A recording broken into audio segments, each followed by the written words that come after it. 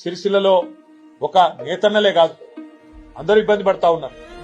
చాలా విచిత్రమైన పరిస్థితి ఇక్కడ అధికారులు కూడా కాంగ్రెస్ పార్టీ నాయకుల్లాగా కాంగ్రెస్ పార్టీ కార్యకర్తల్లాగా అత్యుత్సాహాన్ని ప్రదర్శిస్తూ అడ్డగోలు జమాబందీ వ్యవహారం చేస్తా ఉన్నారు. మొన్నటికి మొన్న 54 రేషన్ దుకాణాలు ఇక్కడ మా గతంలో ప్రభుత్వం ఉన్నప్పుడు కొత్త రేషన్ దుకాణాలు పెట్టినాం. చిన్న చిన్న పల్లెలలో పోతిరెడ్డి పల్లె లాంటి చిన్న పల్లెలు పెట్టినాం. రాగట్ల పల్లె లాంటి చిన్న పల్లెల కొత్త గ్రామ పంచాయతీ చేసి అక్కడనే మళ్ళీ వాళ్ళు ఇంకో పక్క ఊరికి పెద్ద ఊరికి పోయి అక్కర లేకుండా ఆడనే దుకాణం పెట్టాం. దుకాణం పెట్టి ఏం చేసినాం, మేము స్థానికంగా ఉండే మహిళా సంఘానికి అప్పచెప్పినాం. మీరు నడుపుకోండి పొదుపు సంఘం వాళ్ళు, తద్వారా మీకు ఇంత ఆమ్దాని ఉంటుందని చెప్పి పొదుపు సంఘం వాళ్ళకి అప్పచెప్పాం. అది నువ్వేం చేసినావు వచ్చి ఇక్కడ నా చేతిలో 4 సార్లు ఓడిపోయిన ఆయన ఏందో ఆయనే రాజు ఆయనే మంత్రి అన్నట్టు ఆయన ఇక నేనే నడుపుతా మొత్తం ప్రభుత్వాన్ని, అసలు ఇక అటు రేవంత్ రెడ్డి ఇక్కడ నేను అన్నట్టుగా ఇష్టారాజ్యం ఇష్టం వచ్చిన వ్యవహారం చేస్తా ఉన్నారు.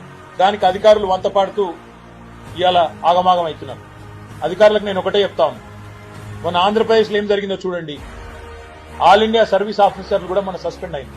మీరు చట్టం ప్రకారం కాకుండా కానూన్ ప్రకారం కాకుండా ఇష్టం వచ్చినట్టు చేస్తామంటే మాత్రం తప్పకుండా దానికి ఫలితం అనుభవిస్తారు.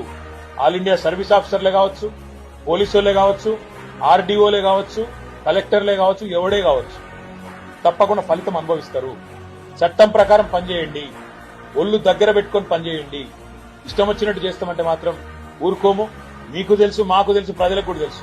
మళ్ళా 3.5-4 ఏళ్లలో కేసీఆర్ గారు తిరిగి వస్తారు. మీ సంగతి తప్పకుండా అప్పుడు చూస్తామనే మాట కూడా నేను చెప్తాను.